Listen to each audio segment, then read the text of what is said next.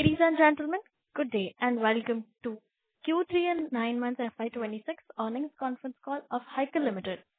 This conference call may contain forward-looking statements about the company, which are based on beliefs, opinions, and expectations of the company as on the date of this call. These statements are not the guarantees of future performance and involve risks and uncertainties that are difficult to predict. As a reminder, all participant lines will be in the listen-only mode, and there will be an opportunity for you to ask questions after the presentation concludes. Should you need assistance during the conference call, please signal an operator by pressing star, then 0 on your touchtone phone. I now hand the conference over to Mr. Samir Hiramat, Vice Chairman and Managing Director for Hikal Limited. Thank you, and over to you, sir. Thank you. Good afternoon, good evening, ladies and gentlemen, and thank you for your patience. A warm welcome to all of you.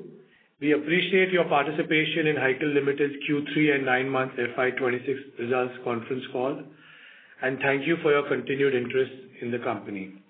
The results are now uploaded on the stock exchange's websites. I am Samir Hiramat, Vice Chairman and Managing Director, Hikal Limited, and I'll be taking you through the highlights of our performance and the strategic progress during the period. Joining me on the call today are Anish Swadi, our Senior President and Head of Business Transformation and Animal Health, Kuldeep Jain, our Chief Financial Officer, Manoj Mehrotra, our Head of the Pharmaceutical Business, and Vimal Kurukshetra, our Head of our Crop Protection Business, along with Strategic Growth Advisors, our Investor Relations Advisors. Looking at the performance for Q3 FY26, the global chemical and life sciences industry is beginning to exhibit signs of a steady recovery. We are observing a sequential improvement in demand visibility, resulting in improved utilization and offtake of the products.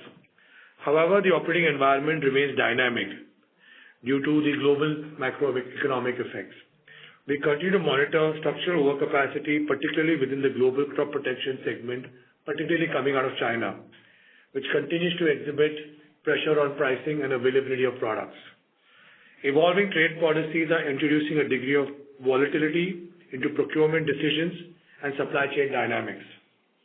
Despite these external headwinds, Hikal remains resilient with a diversified portfolio and deep-rooted customer partnerships, many of which are over 25 years old, that serve as critical anchors to navigate near-term uncertainties. The consolidated revenue for Q3 stood at 494 crores with an EBITDA of 83 crores. This demonstrates a clear return to operational profitability, supported by underlying strength of our core business, which has now come back. Having not navigated a period of regulatory scrutiny over the last 6 to 9 months, our transition to an optimal capacity utilization transition is a result of our upgraded quality systems and operational excellence framework. The Board of Directors at the board meeting concluded just recently today have approved an interim dividend of 0.2 rupees per share, which is 10% of the face value. For the 9 months FY26, the revenue stood at 1193 crores with an EBITDA of 115 crores. We are pleased to inform you that both our businesses are on a path of recovery. The fundamentals remain robust, with performance metrics trending positively as we head into the final quarter of this financial year. Q3 FY26 represents a positive turning point for Hikal. Having navigated the regulatory cycle in the early part of the year, we have successfully shifted from a phase of intensive remediation to one of proactive recovery. We are now strategically positioned to deliver sustainable, higher quality growth. Within the pharmaceutical segment, supply resumptions progressed in alignment with our internal forecast, driven by strengthening of our quality management systems and processes. We recorded a significant sequential improvement in volumes, with capacity utilization improving in this quarter. Our remedial actions concerning the US FDA audit are progressing well and are almost complete. This process was bolstered by close collaboration with not only our global remediation experts and partners, but also our global customers, ensuring our systems, processes, and infrastructure meets global regulatory requirements.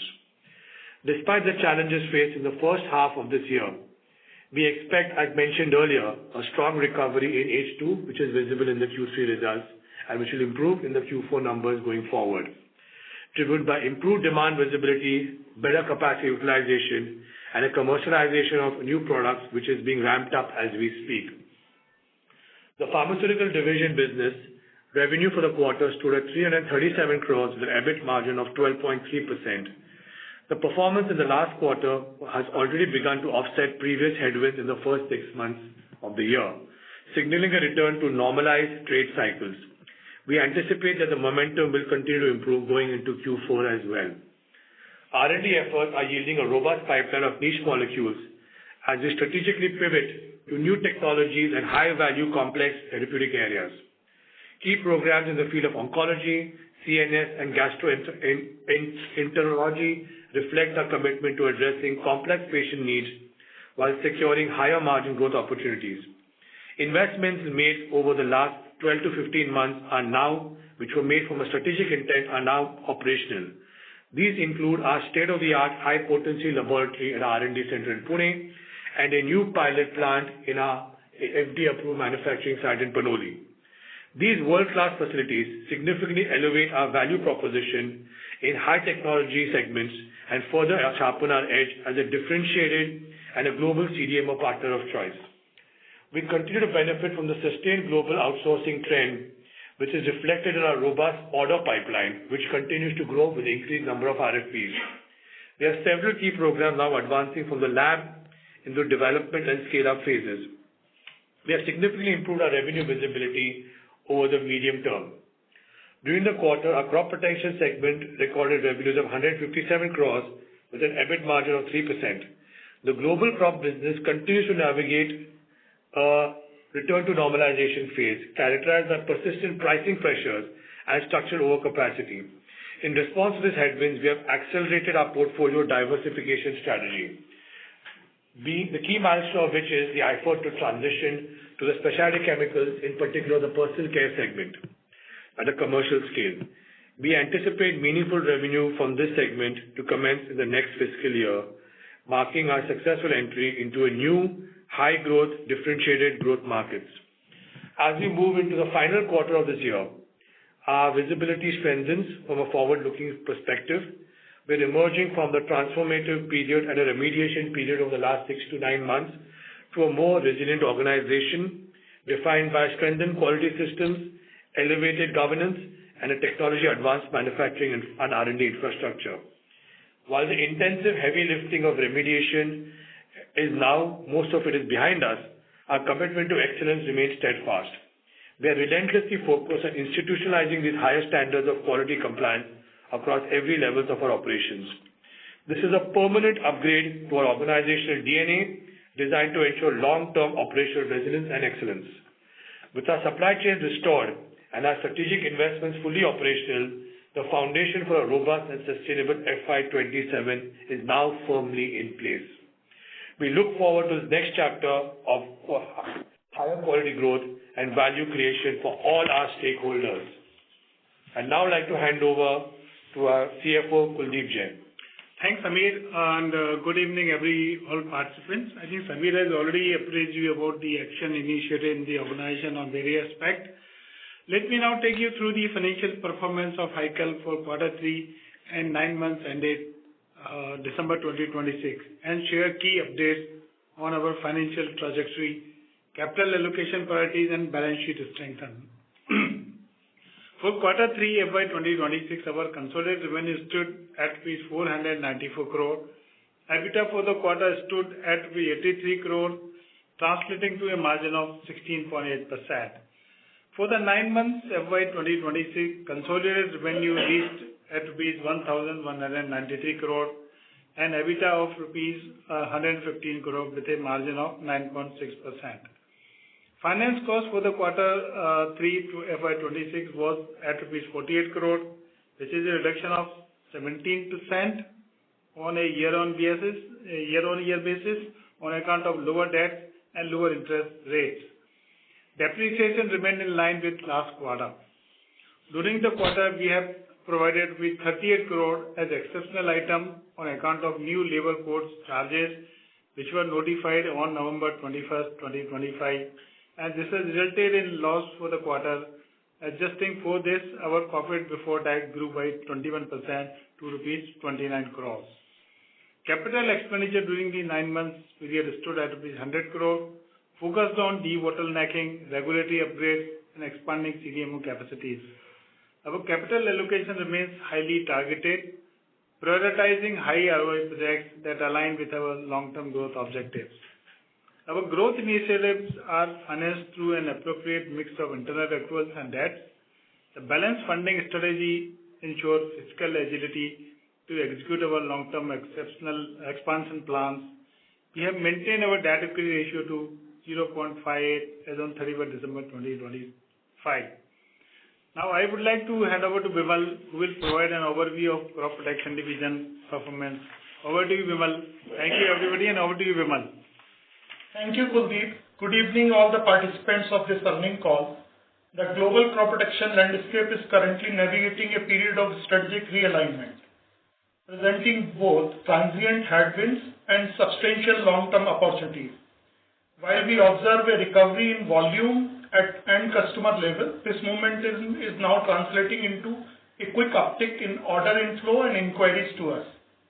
However, the pricing environment remains highly competitive, primarily driven by overcapacity and pricing pressure from China. In response, we are leveraging our integrated manufacturing model and operational excellence initiatives, mitigating these margin pressures. We view this as a normalization phase that favors players with proven supply chain reliability and superior quality system, positioning us to capture a larger market share as industry stabilizes. During the quarter, our crop protection revenue stood at 157 crore with a EBIT of 5 crore. Margin remain under pressure as pricing pressure continues. The performance is expected to remain stable on annualized basis. We are making significant stride in our specialty chemical, mainly personal care vertical, a cornerstone of our portfolio diversification strategy. During the quarter, we deepened our engagement with global leaders in innovation and driven cosmetic space, leveraging our core competence in complex chemistry and sustainable manufacturing. This business is gaining traction, marked by successful completion of initial production batches. We are now on track to commercialize 3 to 4 products in FY27, which will broaden our revenue base, and the market response has been positive to us. Personal care stands as an important growth lever. We have commercialized 2 products during Q3, and volume ramp-up will happen over next 9 to 12 months. Additionally, during that quarter, we have strengthened our global presence through an onboarding distributors in Europe, LATAM, and Middle East. We continue to maintain a robust development pipeline of 8 products, with our R&D team serving as the engine for accelerated commercialization and process innovation. To counteract the current aggressive pricing environment, we have undertaken cost optimization initiatives, including focus on procurement optimization, energy efficiencies, and yield enhancement. Despite persistent market volatility, the fundamentals of crop protection business remains in place. Our strategic focus on operational and portfolio excellence ensures we are well positioned to deliver sustainable growth as a global inventory cycle rebalance. Now I hand over to Manoj, who will provide you overview of pharmaceutical business. Thank you, Vimal, and good afternoon, ladies and gentlemen. Let me now walk you through the performance of our pharmaceutical business. For quarter 3 FY26, pharmaceutical segment delivered a revenue of rupees 337 crores with an EBIT of rupees 41 crores. While performance was temporarily impacted by shifting customer offtake patterns following the regulatory developments at our Bengaluru facility, we have now reached the turning point. I am pleased to report that the remediation measures are now substantially implemented. The rigorous risk assessments conducted by our global partners have been successfully concluded.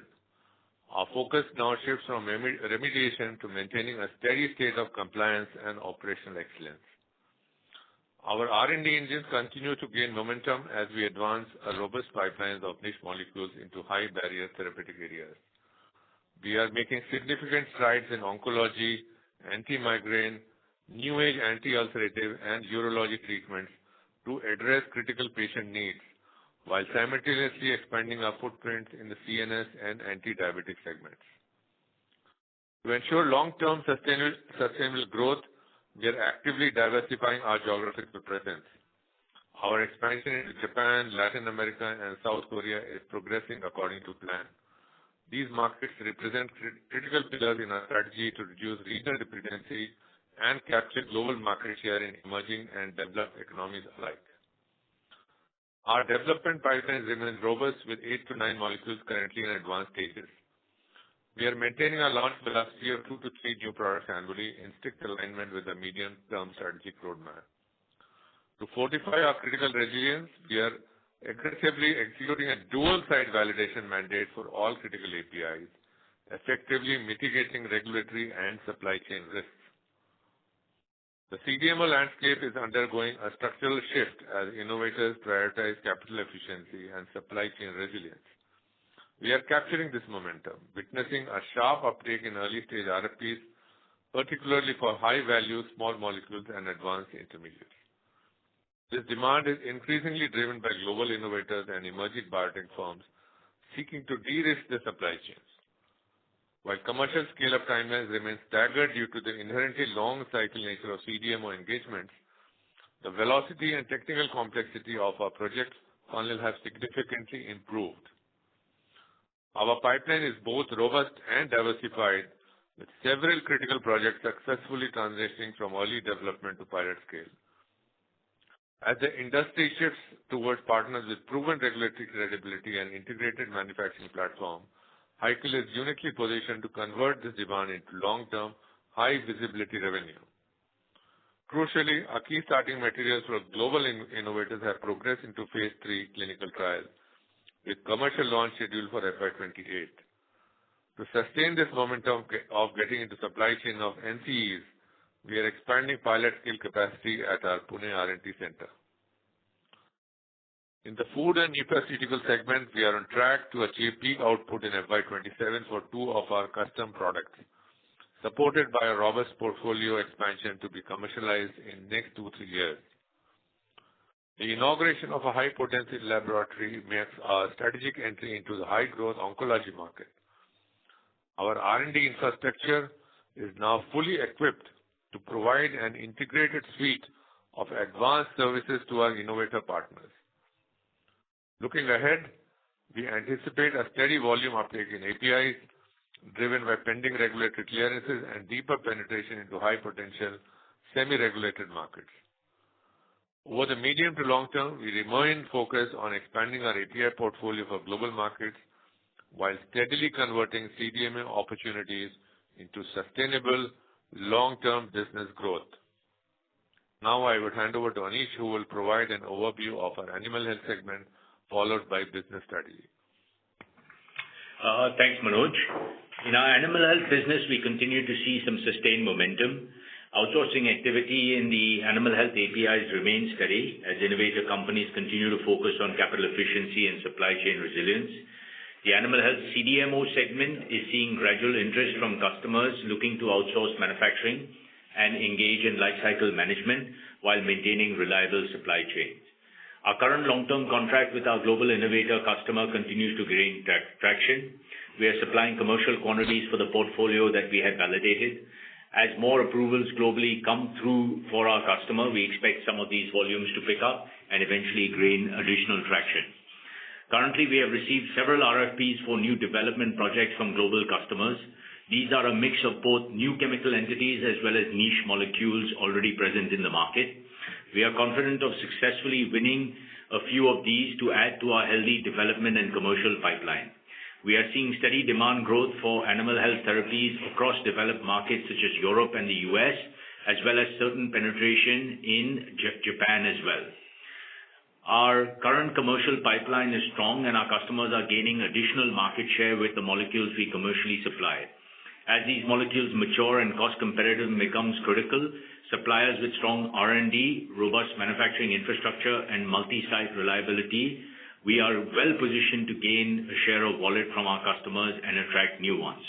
Additionally, the trend of increased outsourcing by global animal health companies, combined with diversification of supply away from single geographies, creates a favorable environment for a strategic, quality-focused Indian manufacturer such as ourselves to deepen relationships, expand product portfolio, and improve our margins in this segment over the medium term.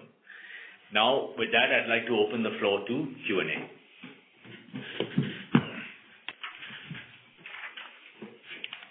Thank you very much. We will now begin the question and answer session. Anyone who wishes to ask a question may press star and 1 on their touchtone telephone. If you wish to remove yourself from the question queue, you may press star and 2. Participants are requested to use handsets while asking a question. Ladies and gentlemen, we will wait for a moment while the question queue assembles.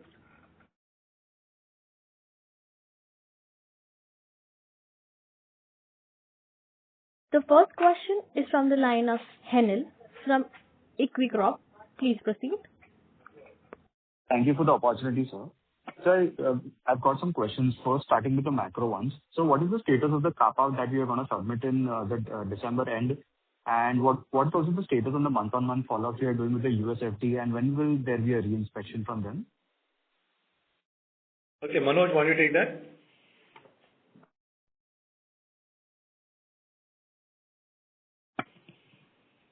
Manoj, you want to take that question? Yeah, I'm taking it. So we have given a remediation plan to US FDA. We don't give them a monthly update, but we are giving an update once in 6 weeks.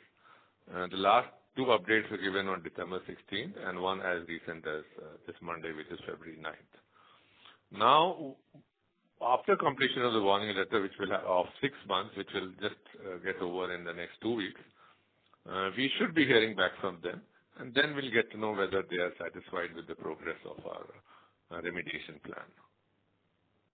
Okay. So second, coming to the impact on the Chinese government policies, one is on the fluorspar, where they declared it as rare earth minerals also, which would bottleneck the supplies. Second, on clawback of some export incentives. So how does this actually impact us and the peers and overall in the industry side, especially the agrochemical side? Vimal? Yeah. So, we are continuously in touch with our supplier. As of now, we do not see much impact on the products what we import from China. But we are carefully watching this. Okay. So there's not been any near-term or impact from these policies as of now? Yeah. And we don't buy much fluorinated products out of China. It's a very small part of our procurement. Yeah. Okay. So also coming to the HPAPI lab that we've actually put up, what is the CapEx that we put for the HPAPI lab? And also, what is the incremental revenues we are going to invest into the HPAPI part for ADCs, oncology, and other products from that, or peptides in that particular area? So currently, we only invested in a laboratory, so it's only about 10-11 crores of investment. So this is the investment for the phase 1. Then in FY28, we will be building up a commercial scale plant. But as of now, it's only a laboratory investment. Yeah. Okay. So also there, do we plan to get into the ADCs ASAP, or it's after FY28 that you plan to get into the ADCs part? So Manoj? We have started offering ADC services at lab scale. But once we build the plant, it will be common for HPAPIs as well as ADCs.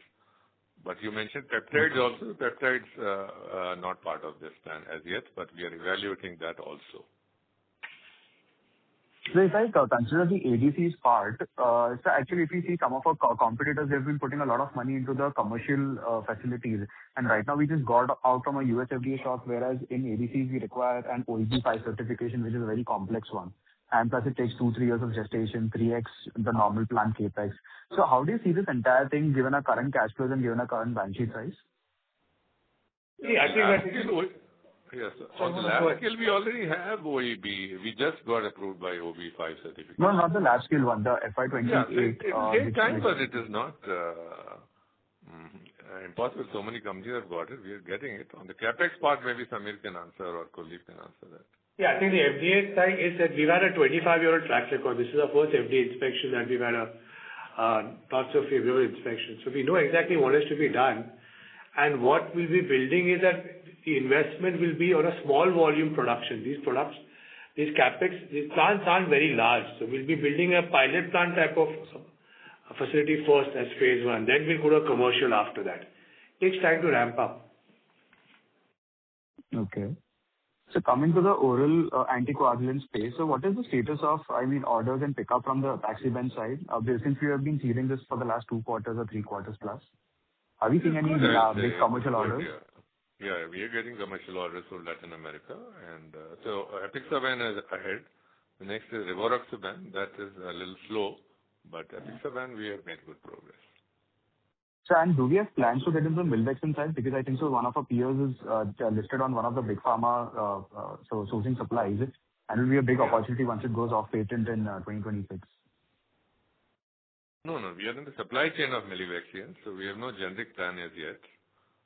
So we will, as the product gets approved, we'll supply the KSM, which is still maybe 1 to 2 years away. So we will be supplying it to the principals, right? Yes. Okay. So we launched next year, yeah. So we'll be launching the Milvexian KSM next year in FY27. Yes. Okay. So on the anti-diabetes portfolio, when will we start seeing order pickup from the DPP-4 or the SGLT2 inhibitors? Because that also we were seeing in the last 2-3 quarters, and I think so we were still had to come on the Camagliflozin side. No, so these sitagliptin, canagliflozin markets, we have started selling dapagliflozin, empagliflozin. So those have started picking up. But as they go off patent in various markets, FY28 onwards, we will get more traction. The other one which you mentioned, SGL2, that we have not yet started development. We have not even developed any of the products. No. Not okay. So any plans to get into the NOAC side, since we're also there in the anticoagulant space, oral anticoagulants? NOAC is also close adjacency to cancer, on the thrombosis side. Not immediately. As of now, our pipeline is quite full for the next 2-3 years in terms of high potent, into anti-diabetic. Some I mentioned is anti-ulcerative, some new generation molecules. So our hands are quite full at this time. Okay. So I've got a few more questions. I'll fall back into the queue. Thank you for answering the questions. Thank you. Thank you. The next question is from the line of Ankit. Please proceed. Yeah, hi, am I audible? Yes, sir. Yeah, hi. Question regard to note 5 on your results. This is with regard to the 80 crores rollback which happened, reversal which happened last quarter. And then again, there is a fact-finding review which is being mentioned. And could you please help us with exactly what is the status? So has that 80 crores been adjusted in Q3? And if not, should we expect it further? And also, does this note mean that further adjustments could come through? Well, the 80 crores has already been adjusted in Q3, so no further adjustments are expected. When you say adjusted, you mean that's included in the sales for Q3 already? That's right. Okay. And what is the pending, what is this review? Could you help us with further details on what this further review is that's kind of ongoing?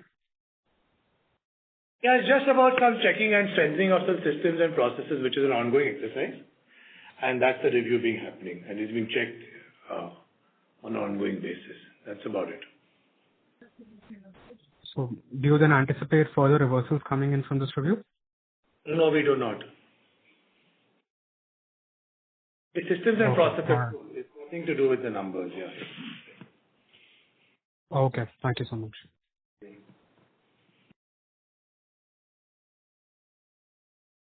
Thank you. The next question is from the line of Aman Bora from Premier Capital. Please proceed. Yeah. Hi. Thanks for the opportunity. I just wanted to recheck on your earlier guidance, which remained double-digit growth for pharma business for FY26 and flat for crop protection. So broadly, do we think we can make up that guidance as guided earlier?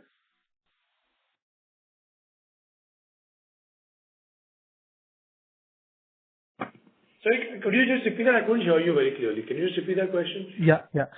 So your guidance at the start of FY26 and in 1Q was that for full year FY26, we would grow the pharma business at close to double digits, while the crop protection business would remain flat year on year for FY26. Broadly, are we in line to achieve that kind of a guidance? Well, the pharma has got delayed by a quarter or so because of the US FDA impact. What we anticipated to happen towards the end of H1 only started in Q3. And so we're off by about a quarter. We will have some growth, but we don't expect the double-digit growth in pharma. Yeah, it'll start from next year. It's got delayed to next year, early part of next year. Right. And crop? Crop is flattish compared to last year. That guidance is the same, it's unchanged. Yeah. Got it. And just as you mentioned, next year, last 3 years have been quite tepid for us in terms of growth. We faced different kinds of challenges, regulatory, topped up with the FDA issue. Now, as I can understand from your commentary, it seems the worst is truly behind. So, F27 going into F27, any outlook, guidance, or how we as investors who've been there for 7-8 years, what we can think about F27? Anything, any color you can share? Well, our budgets are currently being finalized as we speak this month, so it's not appropriate for me to give any forward guidance. But I think the statement that you made over the last 3 years, yes, there have been some challenges for various reasons. And I think the worst is definitely behind us. I can confidently say that.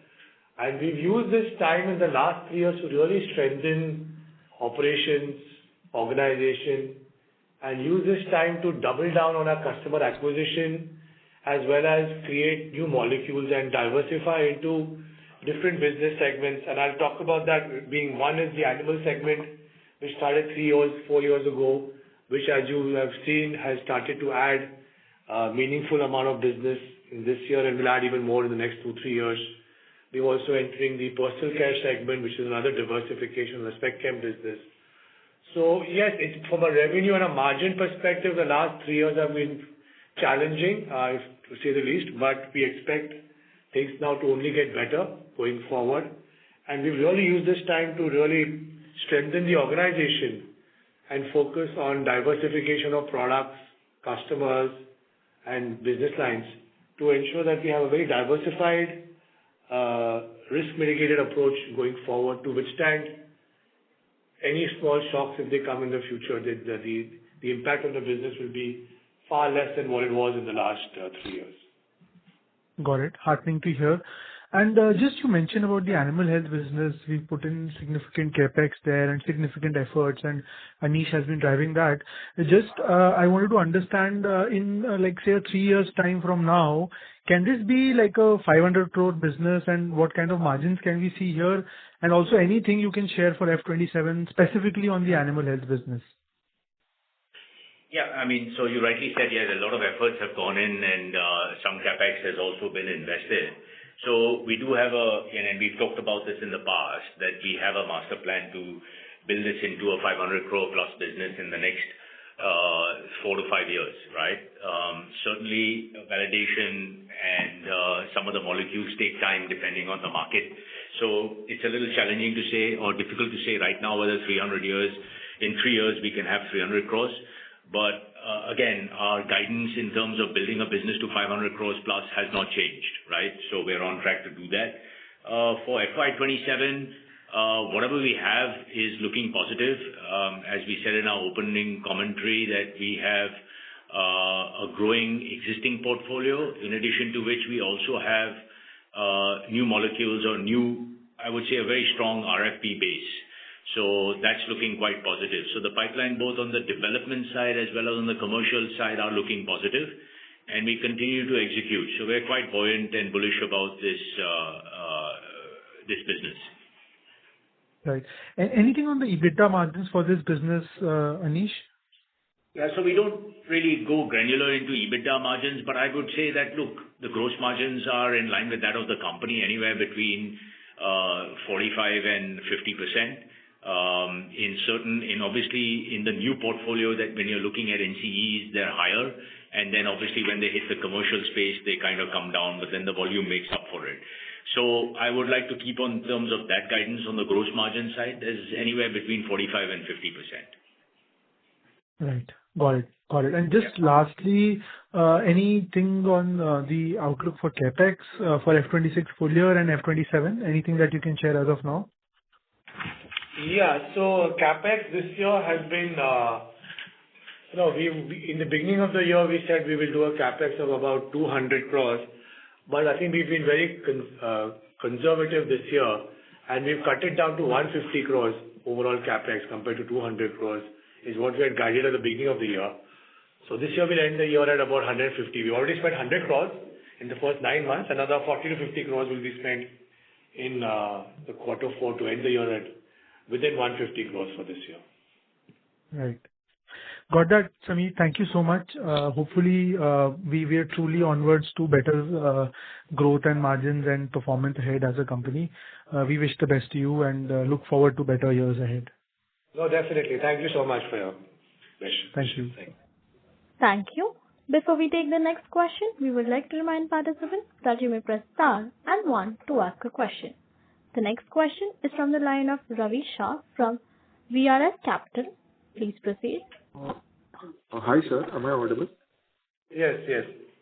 Yeah. So just had 3 questions. So how is the volume ramp up going on in the recently commercialized product?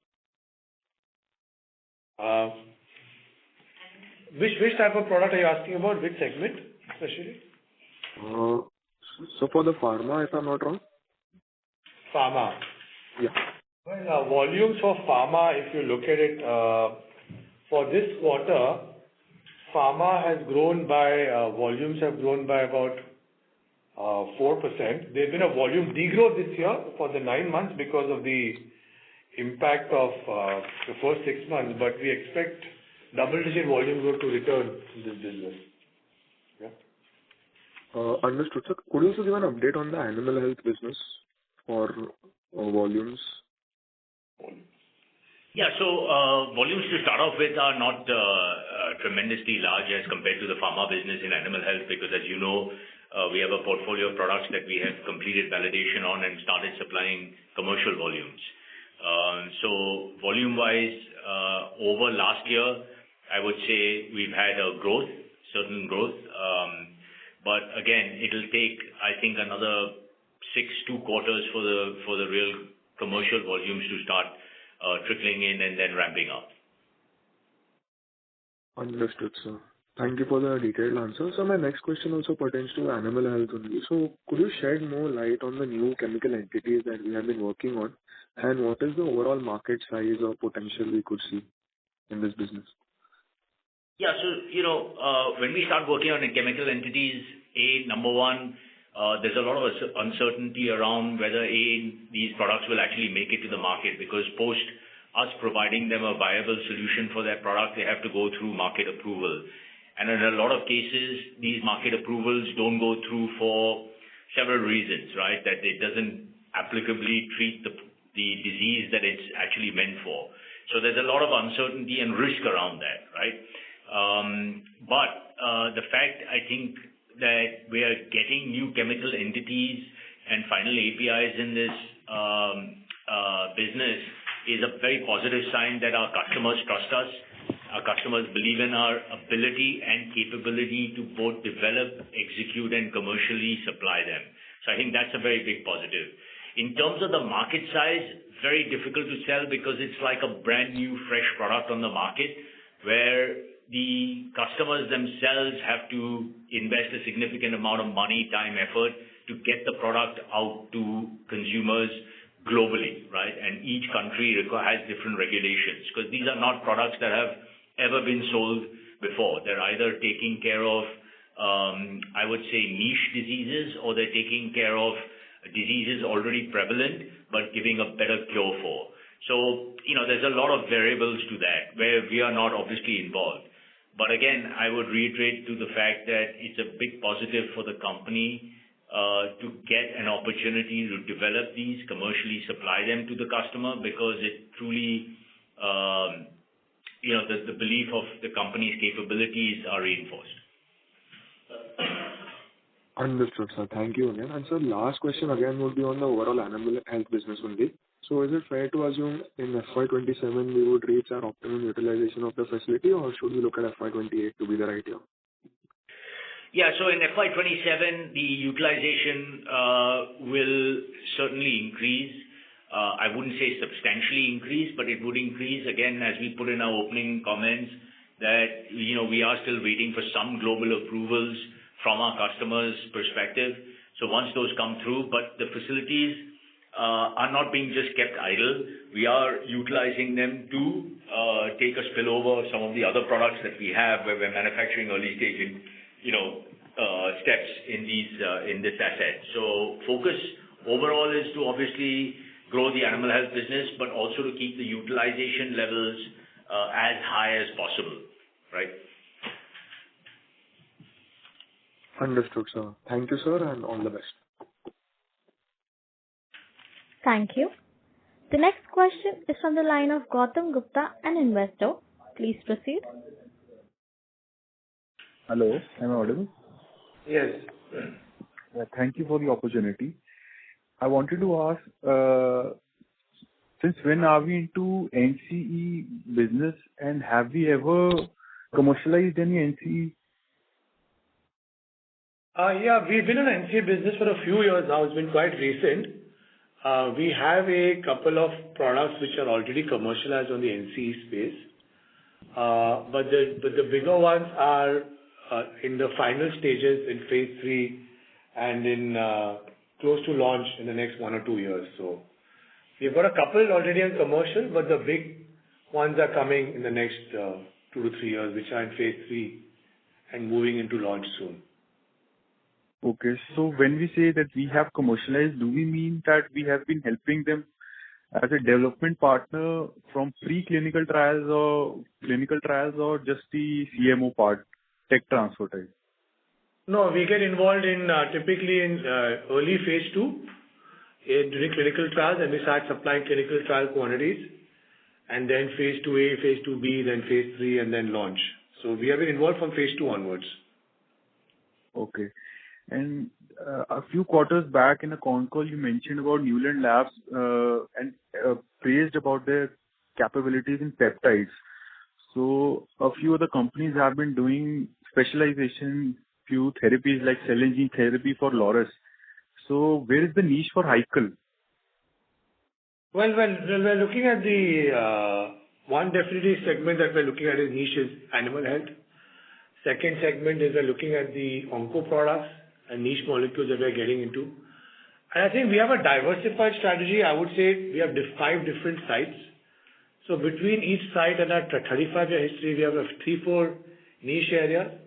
And we're moving into new generation products like ADCs, which Manoj mentioned about, and from food ingredient products, which are also being launched. So these are the 3-4 niches that we're looking at ramping up in the next 3 to 4 years. The CNS segment is where we're very strong in.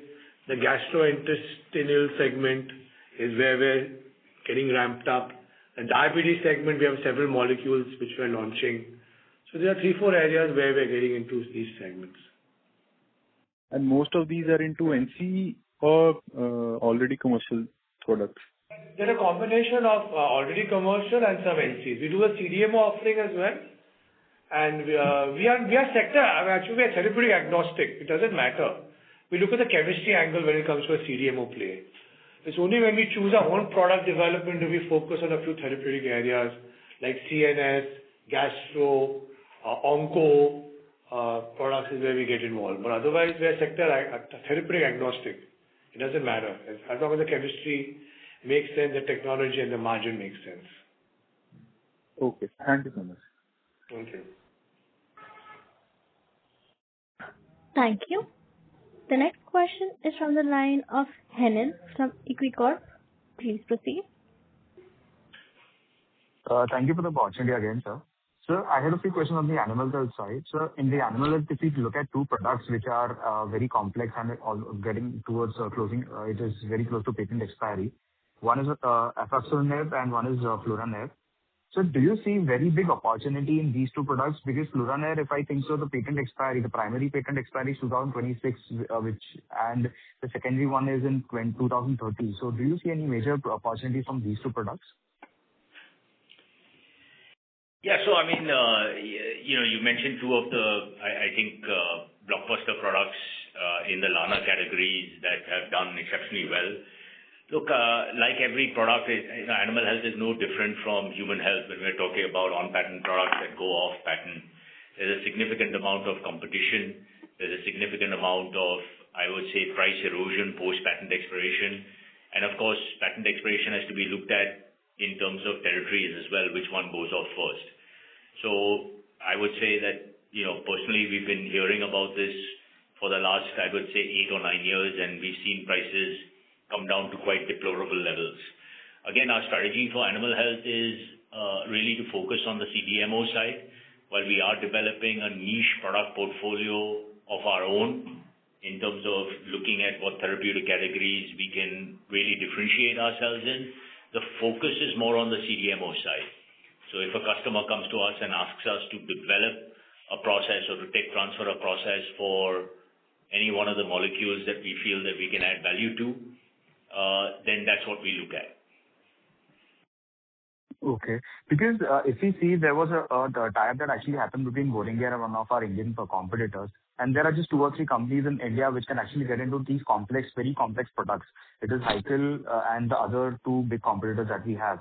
So do you see some kind of exclusive manufacturing that we can do? Because one of our peers has manufacturing as well as marketing, that's boots on ground. So anything we can do on the manufacturing side for one of the large customers? Yeah, I mean, we already have tie-ups with some of the large customers or the global multinationals for number one, a portfolio of products, B, number 2, individual products. So it's that's our core business.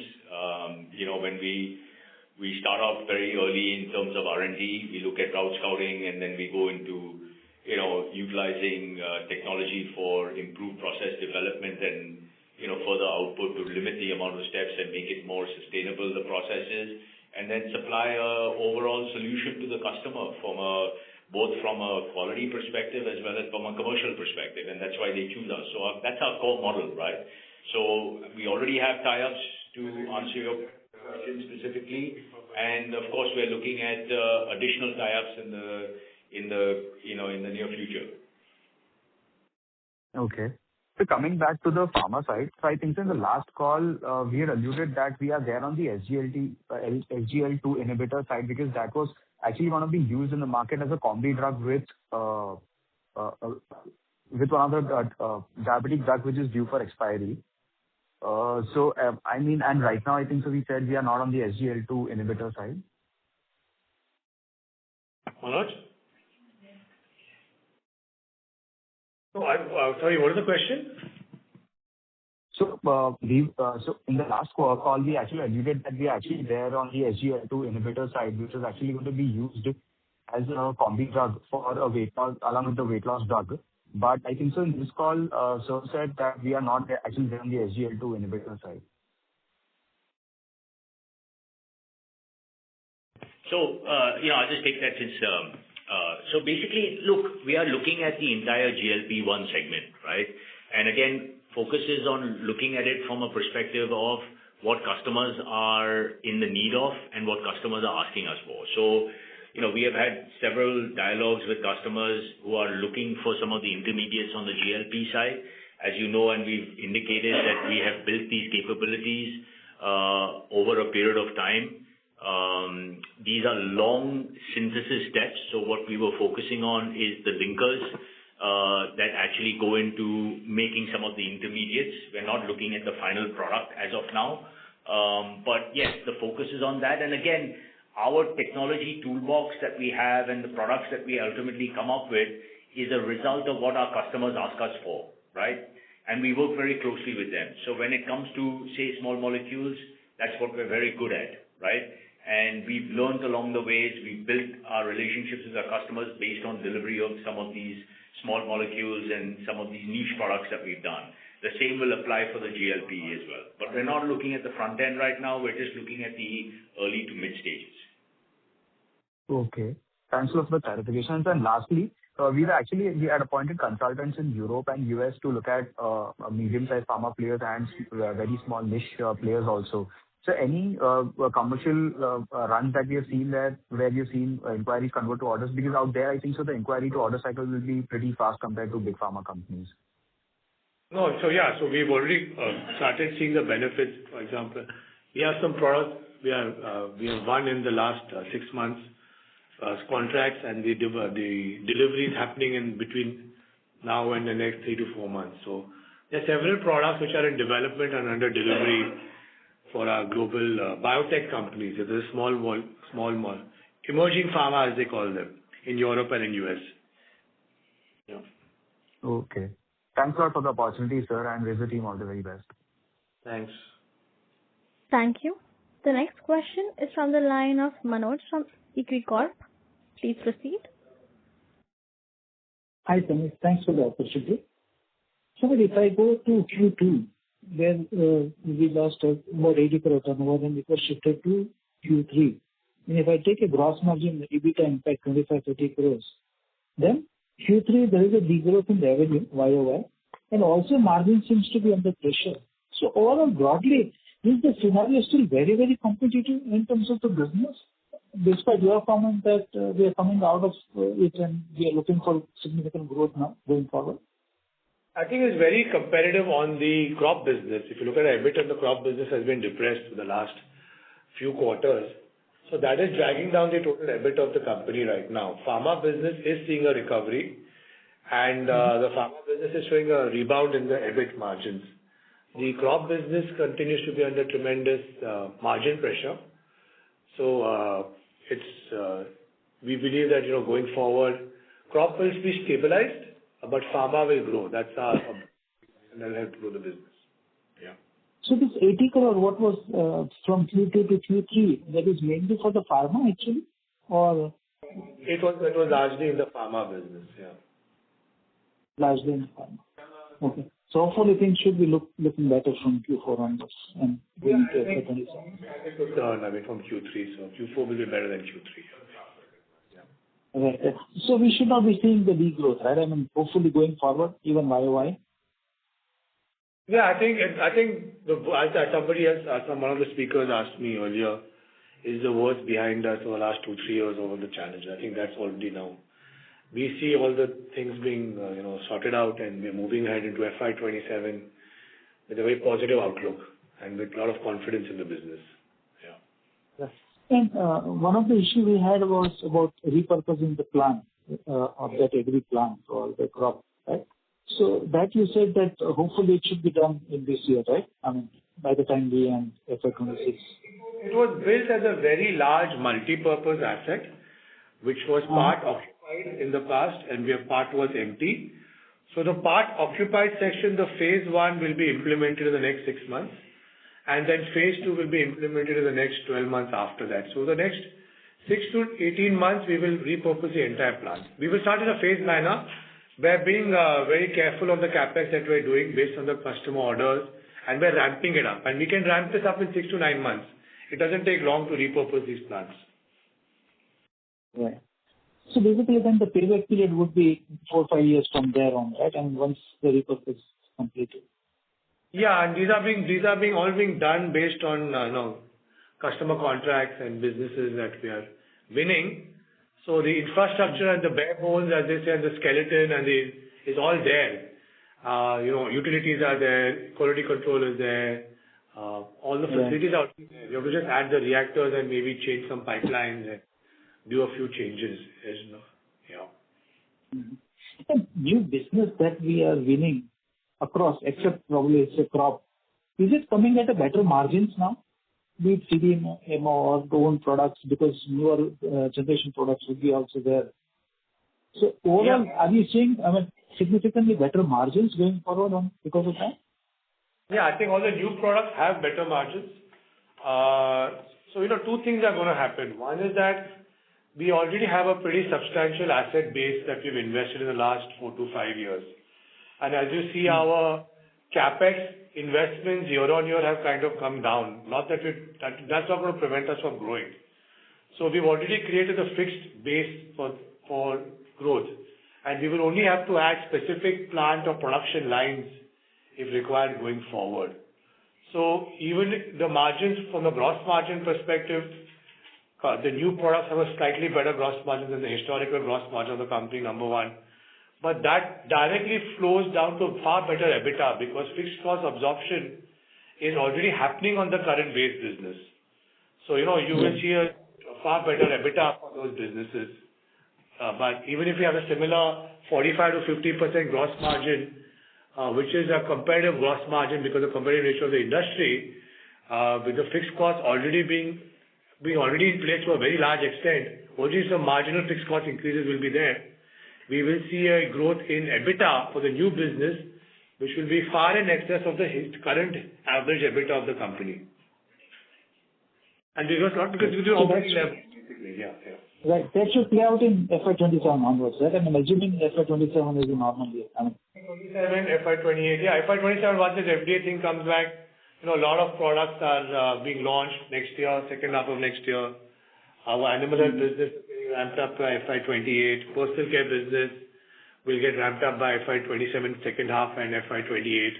So this will all add to operating leverage and improve the margins. These are all being done in more or less in existing assets with some marginal balancing equipment, Yeah. All right.